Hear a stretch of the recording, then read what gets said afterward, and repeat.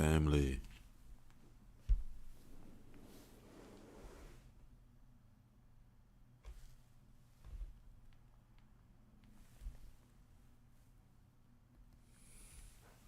All right, family. Glad to be back with you. Hope you've had a. Okay, let me cut that down so you don't have sound like I'm doing an echo. Hope you've had a fantastic week since the last time we are together. I'm excited to be back with you and keep it 100. Uh, um, Looking forward to going a little bit deeper into our conversation on identity. It's been a huge part of my healing process with myself and others, so I look forward to that. Already did that. Give me a second, family. I'm trying to get my life together. Make sure everything is the way it should be. Nah, yeah. Close that. Boop, boop, boop, be doop. Keep that up. Close that. Now we are good. We should be good. All right, family. This is, if you're new here, this is Swami Live.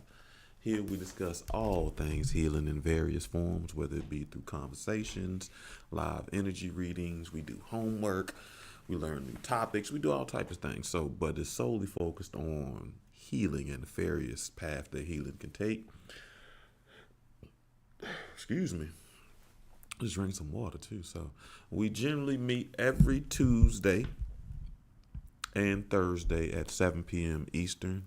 Our Thursday night show is pretty much a spinoff of our Tuesday night show, and it is book club. It is an effort for us to reconnect with the child in us by allowing somebody to read to us, and it's one I enjoy that too. So you can catch us on YouTube, Twitch, Instagram, Facebooks, and very randomly on TikTok. And that's 7 p.m. Eastern every week. So generally at the beginning of our show, we do some energy work, and this week we are on the sacral. Woo! One of my decision-making chakras. I gotta get into that. The sacral is below your belly button, if you're curious, and it covers your genitalia. It is for your sexuality, your pleasure, your emotions, center of your emotions, your creativity, and your relationships. So I paused on creativity because, I've been doing some sacred work, and my creativity has been interesting. But now that I shift my sacred work and give myself permission to experience and do some things and share some things, my creativity has sparked back up. So it is for your sacral, the element.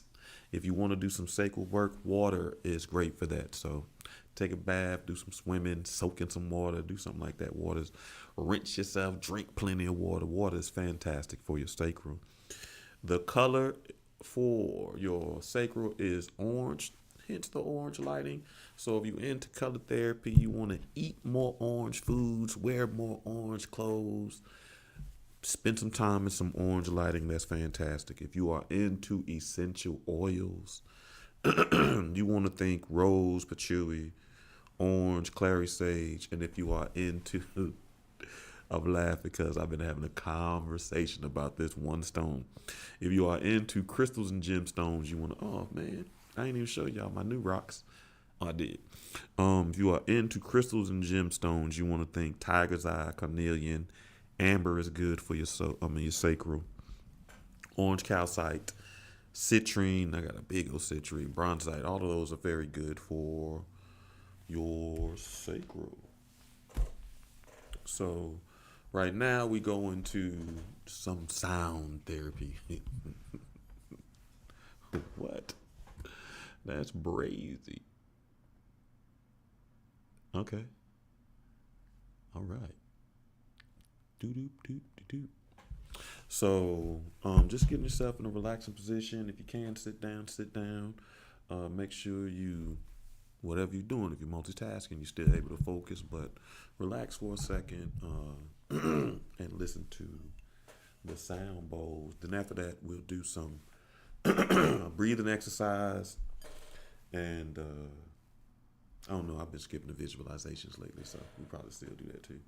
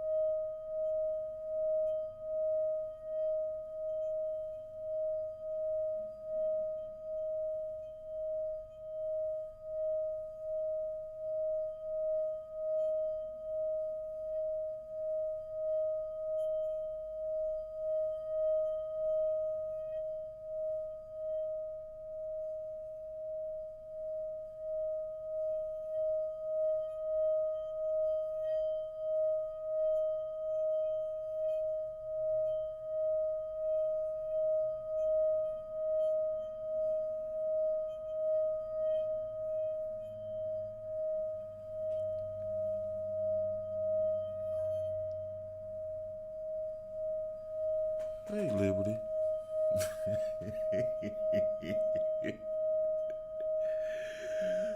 Oh God, I got something funny to tell you, Liberty.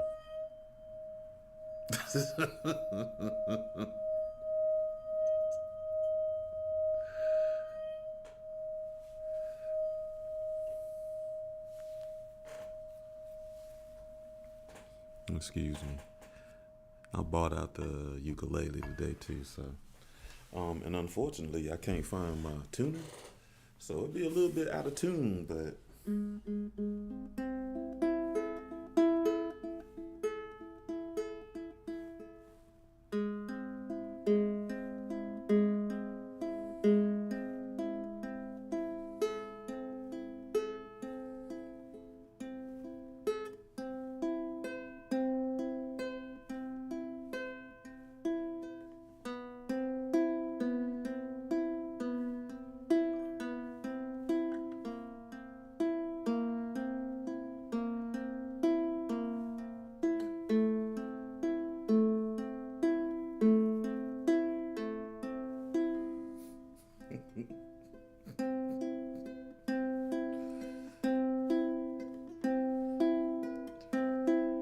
it's hilarious to me.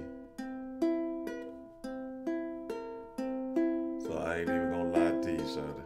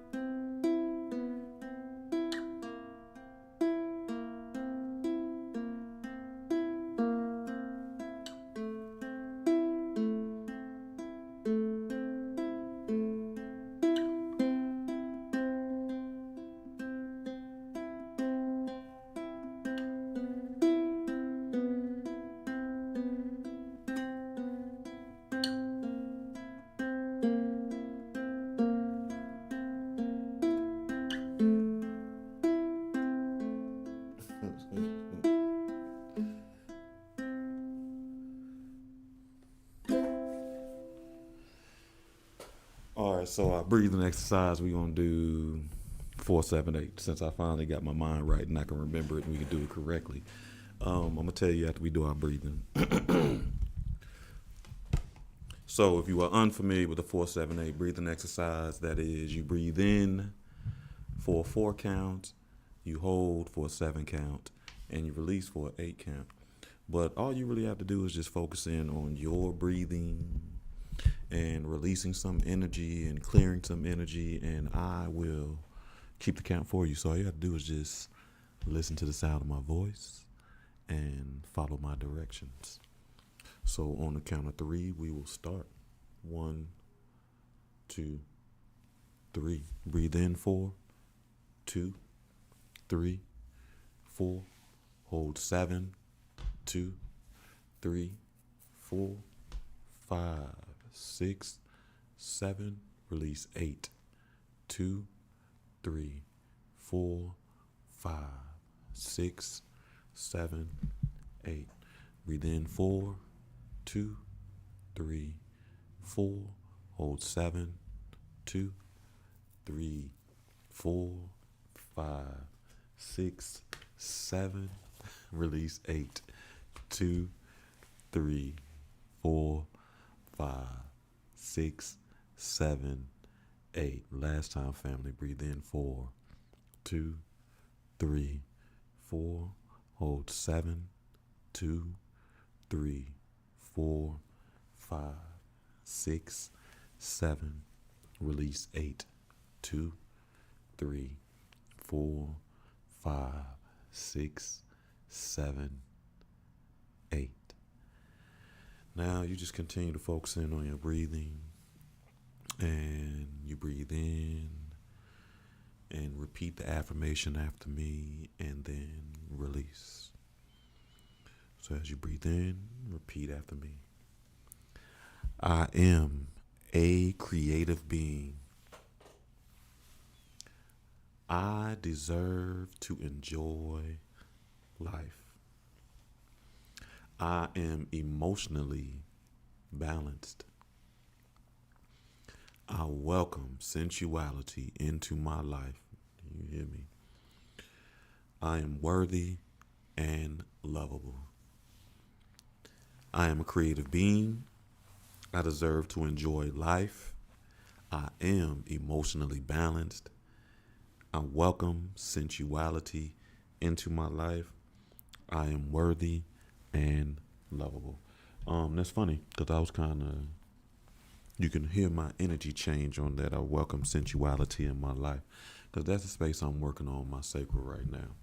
I focused a lot on my sexual discipline over the last couple of months, and which is good. But now I'm in a space where I want to welcome sensuality in my life, and creating a space where I feel comfortable enough to do some of the intimate things that I had stopped doing because of past experiences or various reasons. But I'm giving myself permission to be a loving person again.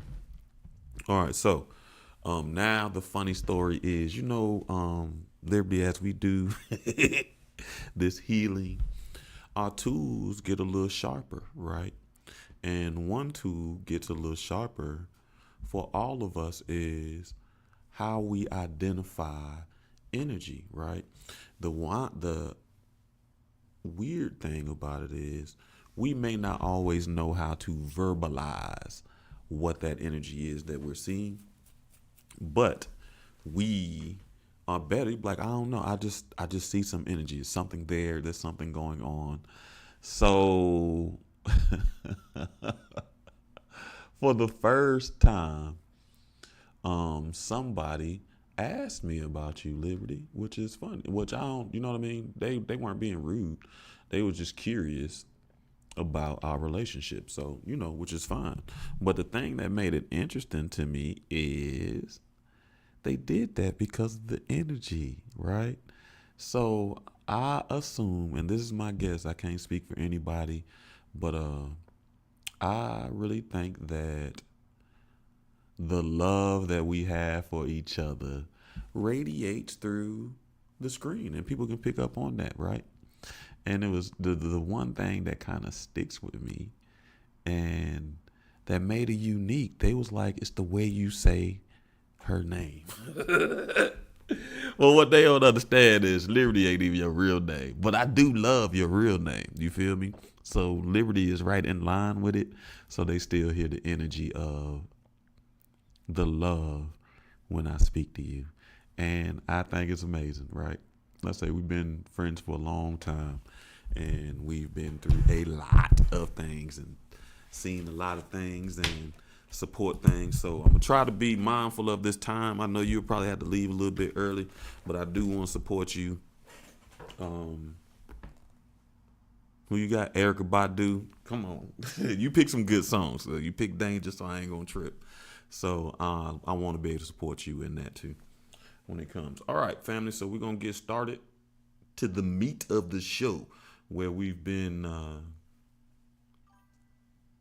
discussing identity. But before we start our discussion on identity, I kind of want to have some general conversation. So I've always been one of these people who, when I talk about relationships and having a girlfriend, all I say one of the issues that we have with relationships is people are expecting their mate to be everything and not just their mate. They want to be their best friend. They want to be their bank, their all types of things outside of their mate. And I've always been a person that only thing I need my girlfriend to be is my girlfriend, right?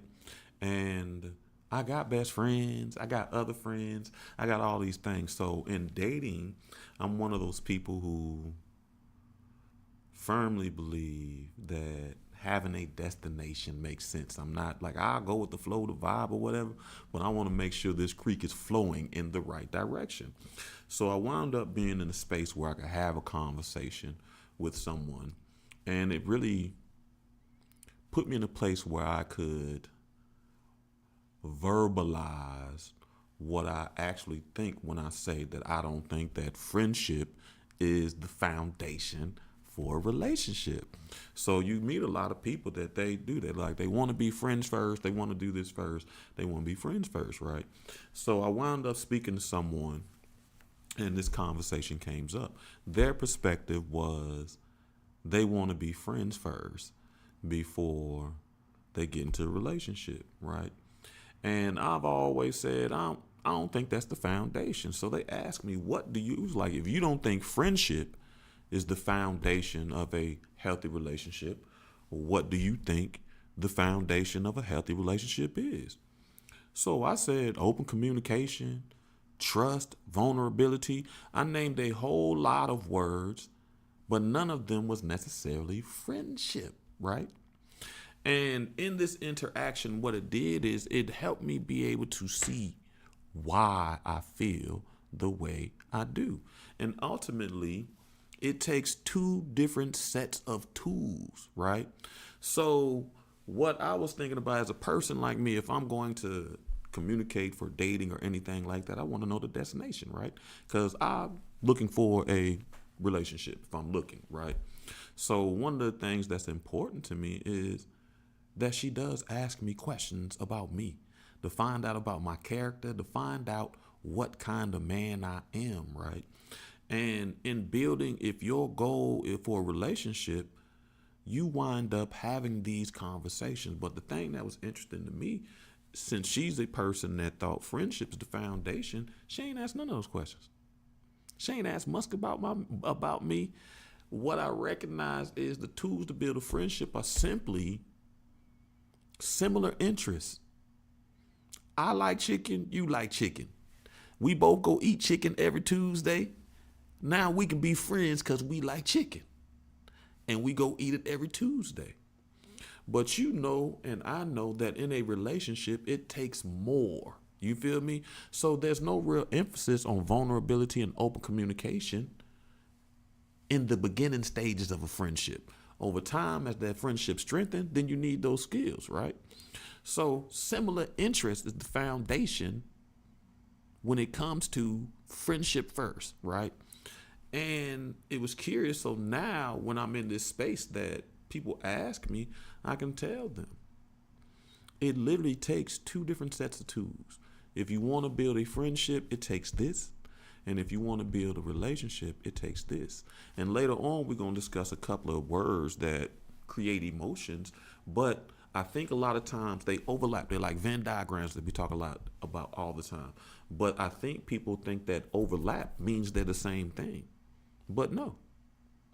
They can have some of the same ingredients, but they require two different paths. So now I say this also to say, so be careful when you say that you think that the foundation to a healthy relationship is friendship, because you may not be using the correct tools to build a healthy relationship, right? The other thing that I've been kind of faced with over this week is, we talked about, the last couple of weeks we were talking about generational curses so we can find our generational blessing, right? So I came face to face with one, and it was this idea of perfectionism, right? So for the most part, it's been easy for me not to see myself as a perfectionist, right? Because when I think about it, when I go through my memories Rolodex, I tend to focus on the spaces where I really didn't care. You know what I mean? So as a matter of fact, we talked about it in the men's group. I even talked about how on some tests, my favorite thing was to do abacadabra. ABACADA, right? And that's how I pass some tests. That's one of the things that I focus on when it comes to perfectionism, excuse me. So for me, because I focused so much on the times that I wasn't battling with perfectionism, I could not see the times that I was battling perfectionism. Terrence, brother, glad to have you here, black man. Appreciate you. As always, plenty of love. Hey, Liberty, you said it. Jesus Christ.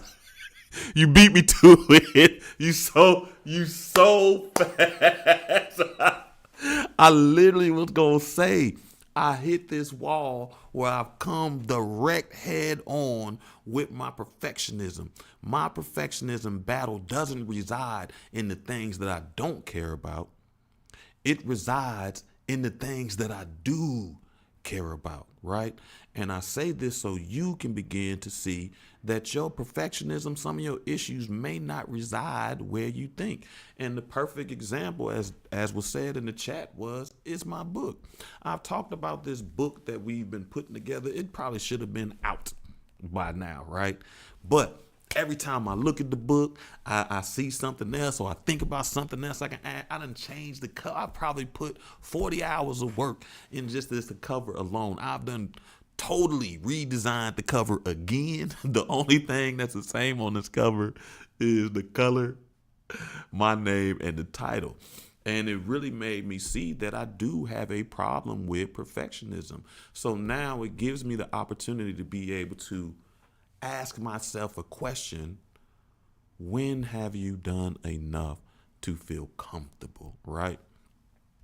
And now I'm in that space, specifically with this book. I've done enough to feel comfortable. I'm going to put it out there. We're going to get what we get. And then I also recognize that it's the first. I'm only going to get better from there. The book's going to have more intentionality. They're going to be more powerful. They're going to be able to reach and touch more people. But I'm thankful for this process because now I have an opportunity to reshape my relationship with this idea of perfectionism. And the first step I had to do was admit that I have that issue. So the next thing that came into place was it's 4 sets of words, but they came in 2 conversations, right? So, I always talk about men's club and we have meetings, right? So during our meetings, 2 words that came up that kind of stuck with me. And I had to really process in the meeting why it stuck with me. And the words was disappointment and betrayal. Those words are powerful. They are so inflammatory that they create an immediate response, right? So now that these words are said in the open, I'm looking at myself and I have to admit to myself that I do have an issue with these two words. We talk about one of the more important things on the healing path is giving yourself permission to feel the emotions, right? And when we think about that, generally we think about the positive emotions that we don't allow ourselves to feel.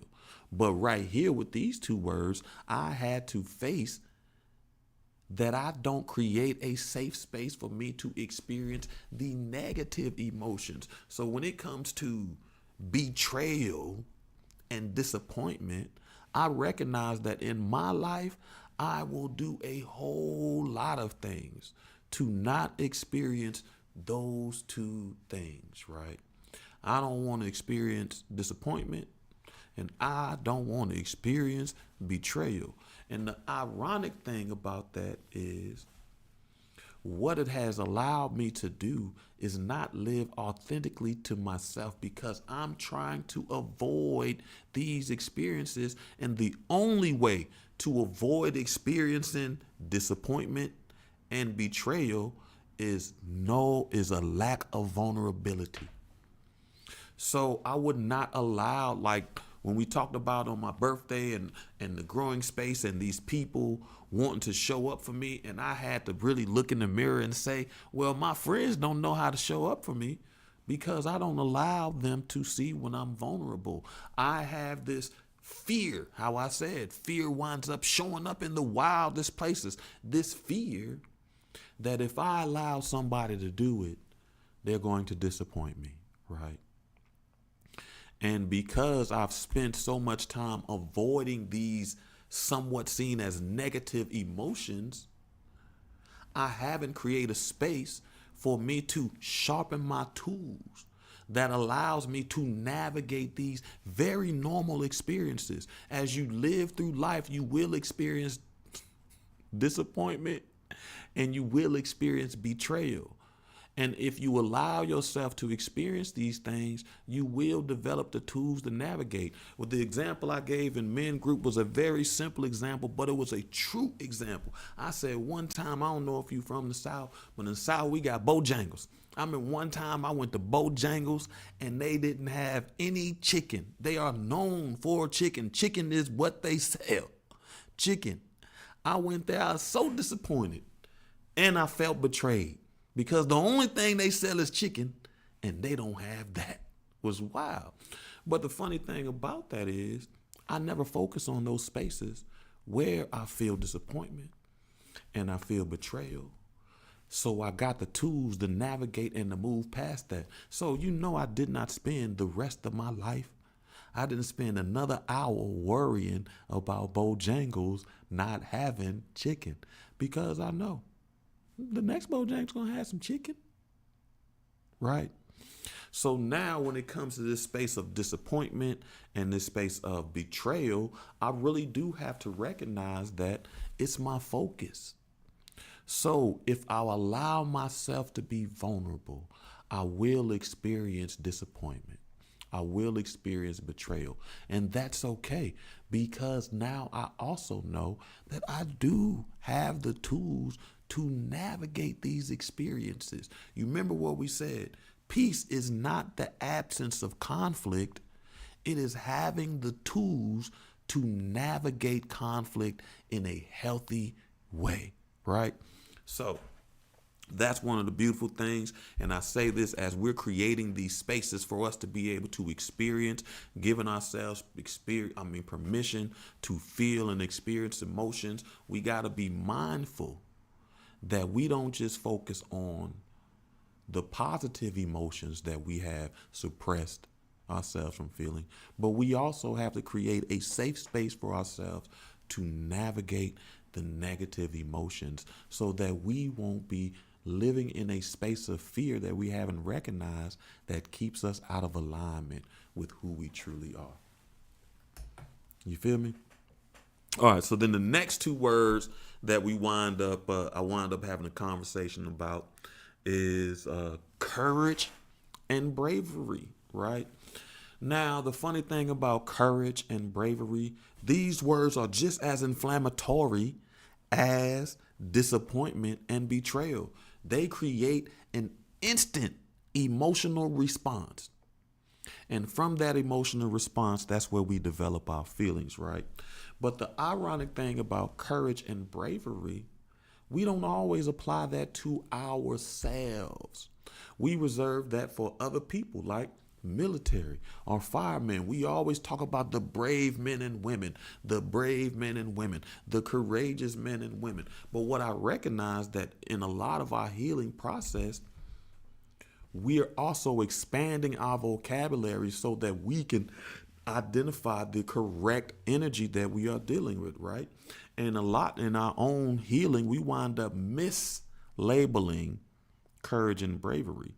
And we always say it's confidence and self-esteem. It's the confidence and the self-esteem it takes for us to do these things, right?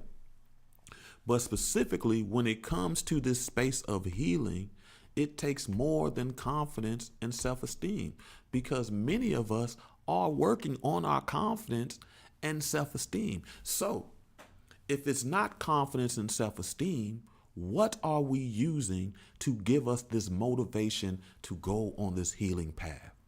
It is courage and bravery, right? So when I say this to you all, because we all have come together to create this space, this healing energy, this vibe where we feel safe to expand our identity, as we'll talk about.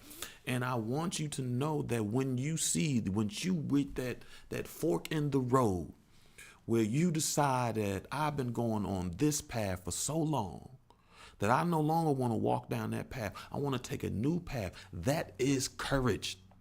It takes courage to recognize that there's a change needed into your life, and it takes courage to begin to walk that path. Not confidence, it takes courage. So I need you to put that in your lexicon. Now, when you get on this path that you so courageously chose to do, it then takes bravery. You have to be brave against some of your fears to be vulnerable, to allow an unknown person into your space and share with them the things and experiences you've been through. It takes bravery to let go of your old vision of your identity and expand and incorporate the new ones, right? So I'm saying this to you all, family, as we go further down this path. I do want you to understand how courageous you are and how brave you are for taking the steps necessary to become the best version of yourself. And the best version of yourself is the most authentic. All right, so family, last week we was talking about identity. We're trying to map a path for our lives. And mapping that path for our lives, it really starts with identity. Who are we? Who do we think we are? What shapes that identity? So last week we talked about what identity is. We talked about various identities, social identity, social media identity, but we really drilled down onto this idea of personal identity. Because for me, and in my understanding, as I will share with you all, how we view ourselves is the foundation to all our other identities. That is the foundation. My social identity is the walls attached to that foundation, because how I view myself is going to reflect in how I live socially, right? So, personal identity is essentially the stories you tell yourself about you and the stories you tell others about you. It's how you identify that. We talked about the ingredients or the pieces that help make personal identity. It is your self-concept. Your self-concept is simply your understanding of you. Who are you? How do you understand yourself? Are you truthful with yourself? Are you vulnerable with yourself? Are you honest about your good and not so good qualities? It also includes your self esteem. That is how you value yourself. And I've been having a lot of conversations over the last few weeks about value of self.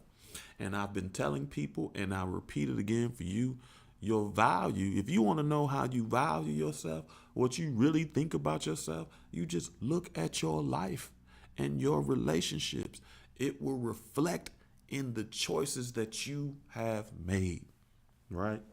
Then it comes with we recognize that identity has two parts, that is continuity and change, which simply is identity has a stable part over time, and then they have a piece of you that it's supposed to evolve and grow and incorporate new perspective, new ideas, new roles, new everything about yourself, right? And then we talked about identity formation, which is a process in personal identity. And it is just the process of developing a sense of self. The things that you have done to create this idea of who you are. Hi, peace, G. I see you on there. I appreciate your old face box. Y'all showing me love today. And then lastly, we discussed the more important, not the more important, but one vital important that we need to process. I mean, that we need to prioritize for our personal identity.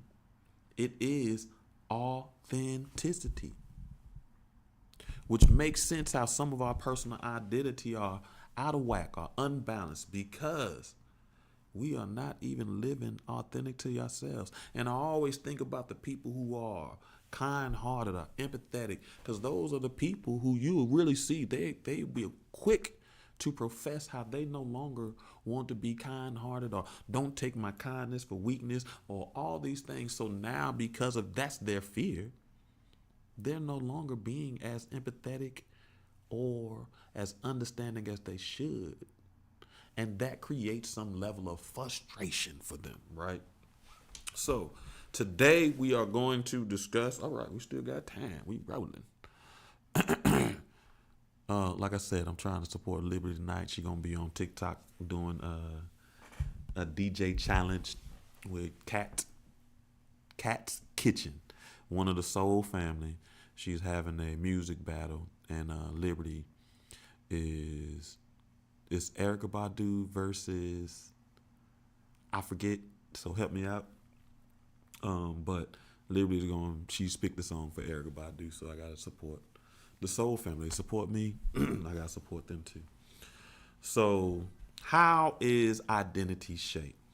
Identity is shaped through a interplay of internal and external factors. And then we have a couple of things that kind of fit in both. They create a internal factor and an external factor. What are the internal factors that we deal with when it comes to our personal identity? The first thing that we deal with is personality traits. And that is simply our natural tendencies as a human being. Are we curious people? Are we empathetic? Are we assertive? I've always been a curious. Hey, G. Look, hey, man, I'm a hater, G, because I see your comments on my streamer, right? You feel me? But them Facebook comments supposed to be showing on the Lauren Hill. Thank you, Liberty. It's them Facebook comments supposed to be showing on screen too. But don't sweat it, G. I appreciate you. You showed up today. You know identity is huge for both of us. As a matter of fact, G, I told Dog Whisper. She might actually be on here. She be mad when I be talking about her and she be on here, but she don't be saying nothing, so I don't know. But Dog Whisperer, that I was going to teach her some mathematics. It'll help her understand that 85% of the people dumb, deaf, and blind, so she can have lower expectations. I see you on Instagram. I appreciate you stopping through for a second. You came in at a perfect time. Again, give me some feedback whenever we chat later. So I appreciate you.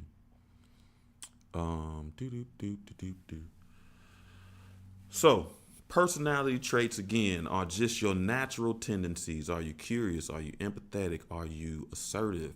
Are you reserved? Are you an extrovert? Are you an introvert? Are you a little bit of both?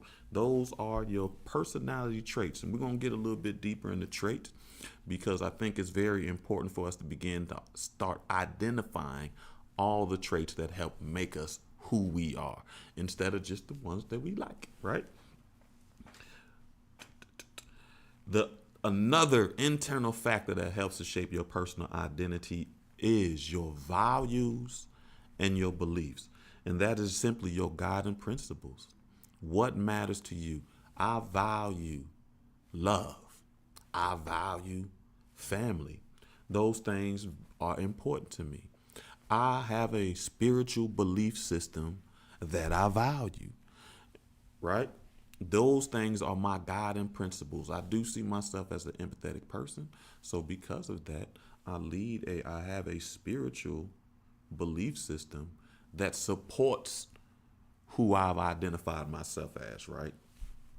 The next piece, and it's the one that I've loosely talked about several times tonight, but it is that piece of self-reflection. So it's like when we hear these conversations, we've talked about it a million times on how relationships are reflections of us. They reflect our past, present, or future selves. We can see where we've been, where we are, or where we're going. But the only way that we can see this is through that skill of self-reflection.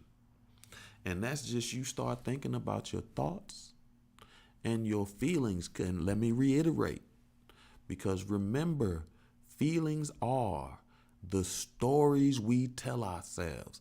And it's so easy for us to begin to tell ourselves new stories, right? So, but that comes through self-reflection, is listening, is thinking back. So like when I said my brother in the men's group was talking his own life. He wasn't even talking to me or about me, but I heard him say two words that after he said disappointed and betrayal, it's almost like I went into another space, because this is a brother I look at, he reflects something back to me. And he said two words, and I was like, man, listen, that self-reflection that helps shape my personal identity, I had to acknowledge that I have an interesting relationship with those two words too. Or when we said courage and bravery, I have an interesting relationship with those two words too. So self-reflection, reviewing your thoughts and feelings, remember the stories you tell yourself, help to shape your personal identity. Those are internal factors that shape that. External factors is funny. The first one that came up is family and upbringing. That's your early experiences with caregivers and family traditions. These things shape your language, your behaviors, and specifically your emotional patterns. So, as you talk about how you've grown and developed, do not ever lose sight of the role that your family, your early caregiving experiences with teachers, families, friends, and all those things affect how you view life and navigate emotions today. I always find it curious when people say that their past doesn't affect who they are today. And all I think is that's a person that is not self-aware, because it all matters. Now, the reason we're having this discussion about identity is because it is not the only thing that matters, which so many of us has put our identity in a box where our experiences are the only thing that matter. And we don't even do the self-reflection, right? We don't even recognize that our personality traits, right? We don't even recognize that our value of self helps to shape that, right? The next thing that is an external factor that helps to shape our personal identity is culture and society.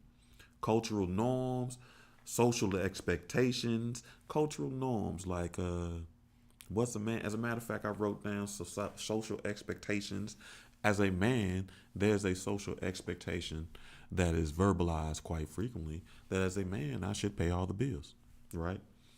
That the cultural identity of being a leader, of being a father, of being a husband, that culture and that societal norm creates that. And it's not a matter on if you believe it, you agree with it or not. It's just acknowledging that this exists, right?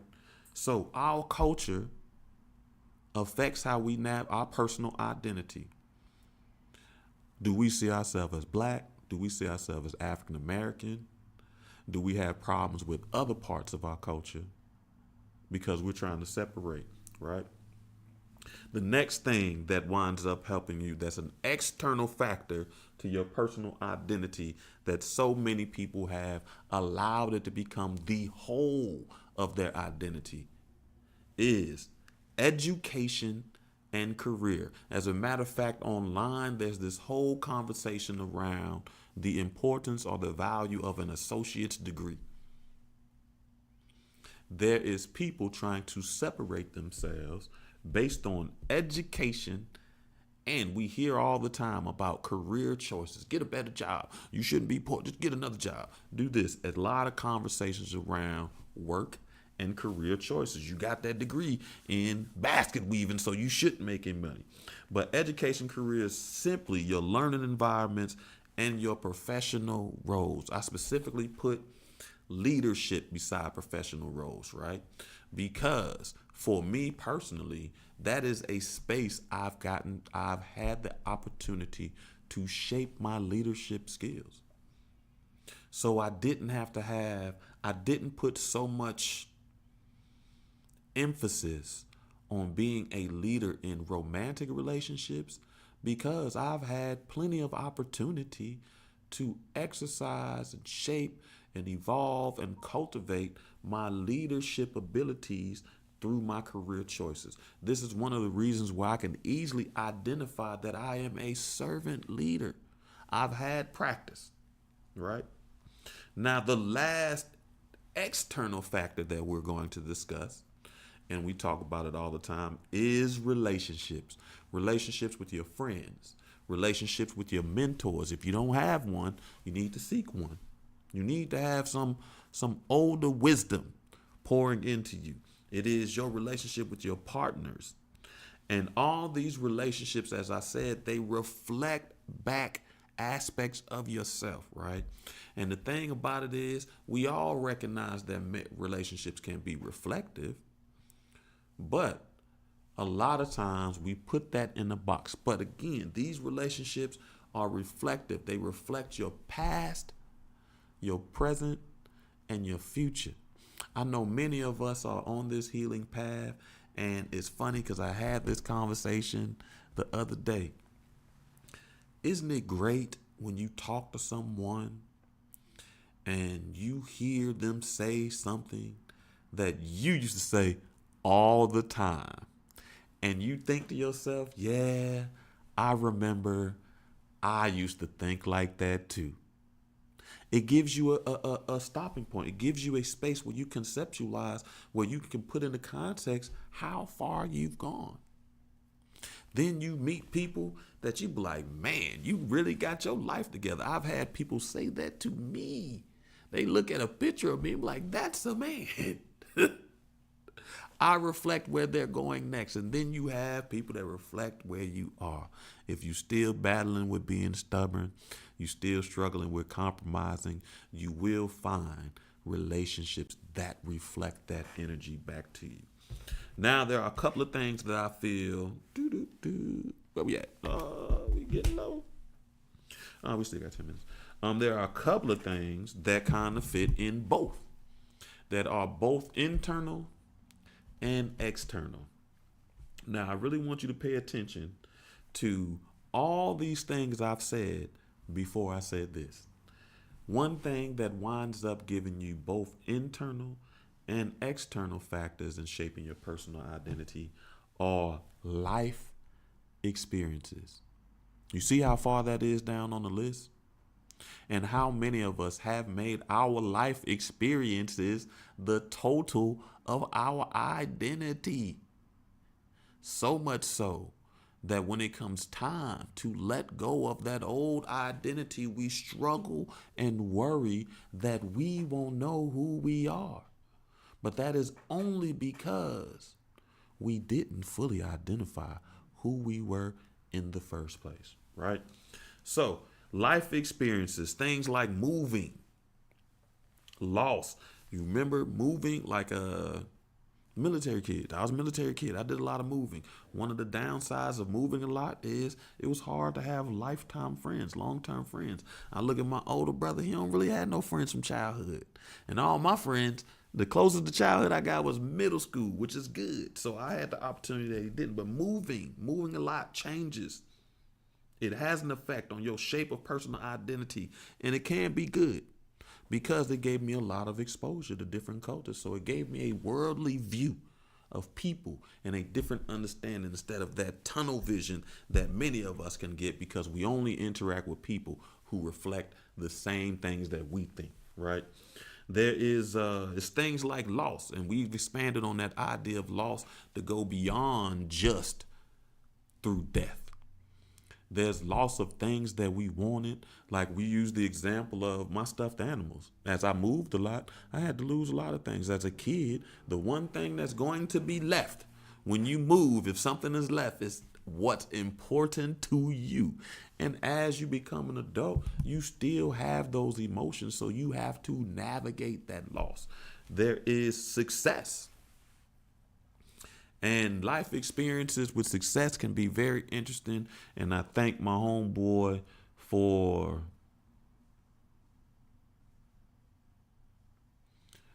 holding a mirror up to me again. So one of my brothers went through a ceremony, and I talked about it because it was a beautiful experience that I had. And he was reshaping his identity, right? So I'm talking to my brother about the book. And he said some things to me that actually brought emotions out of me and made me cry. This brother was like, yo, we are in a space in our lives where it's time to celebrate the good things that you've done, right? And that is a beautiful thing. And writing a book is something to be proud of.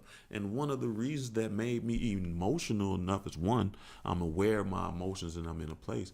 But what made me comfortable be able to doing it because he's my brother.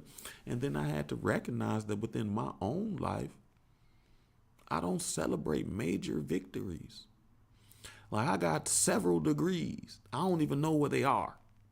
My college roommate told me that he's like, man, when you came back from your master's, it was just kind of like you showed up. I did everything like that, right? So all that to say that success does create your view of your personal identity. So in this, you do have to create a space to celebrate your successes. Trauma. You remember all these things I done said before we got the trauma. How many of us have allowed the trauma to be the whole of our identity? We don't even date now because we live in a space of traumatized and in a space of fear. So we lie and say we're protecting our peace under that guise. When I say it all the time, all we have done is opted out of our own lives because we are being ruled by our traumas. Spiritual awakening. This is us together. These life experiences help us. Learning that there are new ways that we need to honor our spirit, recognizing that our spirit is deserving of honor, right? So these are things, life experiences, moving, loss, success, trauma, spiritual awakening. Those can be both. Then the other one is our narrative. And that is simply the stories we tell ourselves and others again about us. Remember, a lot of our narrative is shaped by our feelings because feelings are stories that we tell ourselves. So again, be mindful of the power of words. Be mindful of the power of spelling. I thought you was cold, girl. Thank you, girl. Listen, I think so too. But it's probably the first time in my life that I can admit that I do deserve to celebrate my successes. What happens to many of us is, especially as black people, we live in this space where we have to be 3 times greater, 3 times faster. We just got to be better, better, better, better, better, better. So what winds on happening is when we actually do accomplish goals, we don't even create a space for us to be able to enjoy that accomplishment. We move on to the next thing. And one skill that I learned very well from my family is the ability to move on. And I remember I dated this woman one time, and she told me that sometimes you gotta just stand there and deal with it. And she was talking about an argument, and I disagree with that, but what she said is important to life. I've learned to move on. Now I'm learning to stand in it and process it so I can move on healthily, right? In my book, we talk about putting rocks in the bag. I had a bag full of rocks. I just pick up the rock, throw it in the bag, move on. We don't have time to process it. We got to move on to the next thing. So I agree. There is space for us to be able to celebrate that. The good things that we've done, not just the small victories, because I'm very good at celebrating small victories. I can pat myself on the back, toot toot. But when you accomplish that major goal, the combining of all those small victories will create a large victory. What do you do for that large victory? So I appreciate your Liberty. I do. What'd you say, G? You have been, hey, listen, that is powerful, G. Never been afraid to die, but I have been afraid to live. And that's the wild thing. Imagine the people who are living with both. They're afraid to live and afraid to die. But we don't recognize that because of how we mask our fear, because we don't want to label it as fear. So many of us are afraid to live. As a matter of fact, how I said that fear shows up in a certain way, even in talking about celebrating successes. One of the reasons I haven't isn't just because I have a skill to move forward, but it's because I have a fear of celebrating that. Or the one that I talk about all the time is relationships, because I value relationships and it's important to us, is the people who glorify on how they have been single 15 years, 10 years, all those things. All they're saying is, I'm afraid to live. I do not trust myself to pick right. And they won't say it like that, so they'll generally say the dating pool is full of pee, without recognizing that they are speaking that into their lives, and they are the pee in the dating pool. Right. The last thing we're going to discuss tonight before I get off, so I can make sure I support the family, I'm going to give you a shout out to, again, you can go back over there. G, I appreciate you showing up too. G, you on everything, bro. You done with the TikTok, you done with the Instagram, man. I love you, G. Appreciate the support, man. Not TikTok. You done with the Instagram, you on Facebook, bro. G, you got to set up a Twitch too and go on Twitch, G. You would probably like Twitch. So check it out, man. I'm Swami on there too, G. And like I said, you earn points and stuff on Twitch. So Twitch got some stuff going on that the other ones don't. All right, so now I did say I want to go a little bit deeper. One of the things that we want to talk about is the traits, because I think it's important for us to be able to identify what are traits and identify our traits. So we might actually, we'll probably do some homework next week, for real, because we ain't going to do it. We're going to work on a personal trait map. I'm going to write it down to myself. My rhyme book full again, family. So that means we're going to have another book coming out soon. Excuse me. So, what are traits? Traits are your enduring characteristics or tendencies in a person in your behavior, right? Enduring characteristics and tendencies. They can be good or bad, but they generally show up in a lot of times. Are you avoidant? As a matter of fact, I see a lot of avoidant personalities, but traits, you know what I mean? Are you empathetic? Are you a happy person? Traits are the enduring characteristics or tendencies in your behavior. Now, how do traits influence our personal identity? First, traits create a space for self understanding, right? And that is, they help you identify who we are. And when we talk about our traits, we need to create a space to identify the traits that we do like, and then some of the traits that we need to grow and evolve. The traits that we don't like. Like, I can be moody sometimes. I know I'm stubborn. I know I can be stubborn. That has helped me be successful, whatever that means in life, right? So the next thing that traits help us do is traits the next way that traits influence our personal identity is through behaviors and choices. This is the traits influence our decisions, our habits, and lifestyle. You remember what I said. If you ever want to know how you feel about yourself, just look at your life. Your decisions will reflect that. So if you don't like some of the things in your life, look at yourself.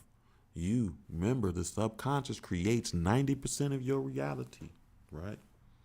So your traits, who you identify yourself as, being comfortable with those traits, being accepting of those traits, help you make decisions when it comes to your choices and behaviors and the lifestyle that you live. Next, traits help us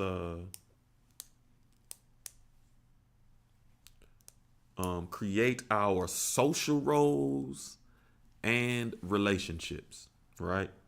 That is how you relate to others and the roles you take on. For example, which is great, I'm a person that sees myself as nurturing, right? Even though sometimes that I'm a nurturing person because I work with children prenatal to 3 years old. So they need a certain level of masculine nurturing and feminine nurturing. But since I identify as a nurturing person, it makes sense that I would take on roles that match that nurturing person identity, such as being a mentor or roles like being a parent. Those are roles that nurturing people take on. Or, perfect example for me, being a nurturing person, I took on the role of healer. I nurture people's healing process. I create that safe space. It makes sense. I've been a nurturer since I was a kid. It makes sense that now, at this age, I will still continue to nurture. But it's amazing how that identity has evolved and grown over time, right? So your social role and relationships, your traits are based on that, right? Next is the narrative. Again, the story that we tell ourselves, right? Our traits help us to make sense of our life and our experiences. What do I mean by that? For example, perfect example is a challenge. If you think you are a resilient person, when you are faced with a challenge, you are likely to see that challenge as a test of your resilience, right? It's funny, I was talking to a friend again the other day, and one thing that they said that they thank me for is being patient, right? And patient is an identity that I had to grow into. I had to evolve into. But I take that as a compliment because that has not always been one of my traits. and it's not always been something that I've been good at, right? So they thank me for my patience, but I honestly see this as healing, working with children, all those things help to shape my patience, right? Because it takes patience. And patience, the ironic thing about patience is I don't really see it as being patient, right? I see it as recognizing the limitations of my abilities. I cannot control someone else's life. So I can be patient with that. I got control over my life. I know that everything has its own time. Every reason has its own season. So I don't always have the ability to change that, right? So the last thing that traits do in shaping our personal identity is through growth and transformation. So, overall, traits are relatively stable, right? But they can evolve and you can develop new traits. For example, and as you develop those new traits, it creates a shift in your identity. For example, the patience that I was just talking about. Patience is a perfect example because as a kid, many of us aren't patient. I work with children. It's very rare to see a patient kid. You know what I mean? But patience is meant as something that many of us grow into. It is a trait that we shape and evolve over time. And once we get it, it does shift our identity because now we see ourselves differently. We use that tool very differently. So now that I've worked on this idea of patience, it makes it a little easier for me to see myself as a patient person, even though I still struggle a little bit to receive the compliments. So when my friend was like, thank you for being patient with me, it was natural for me to be like, I don't know if I'm patient, but I am. I have to accept that new role. And the good thing about it is, while we're having this, because at no point in anything that I've said that when we shape and evolve our identity, do we say let go, right? Because those things, those experiences, those identities, those traits that you have already identified, you already labeled, will always be a piece of you. So I see people, how we got here is because so many people have an identity that healing makes them feel like they got to put that identity away. And they're afraid that if they put these things down, that they won't know who they are. But this conversation is to help us see that we don't pull them down. We expand. We come bigger. We become better. We become more than who we were, right? So family, I appreciate you. Like I said, we were going to try to be a little mindful of the time. It is, okay, 8:10. I know the show's starting now. I'm sorry. If you got some time, check us out on TikTok. It's going to be Lauren Hill versus Erykah Badu on one of the Soul Family's channel, Cat's Kitchen. Just look up Cat's Kitchen.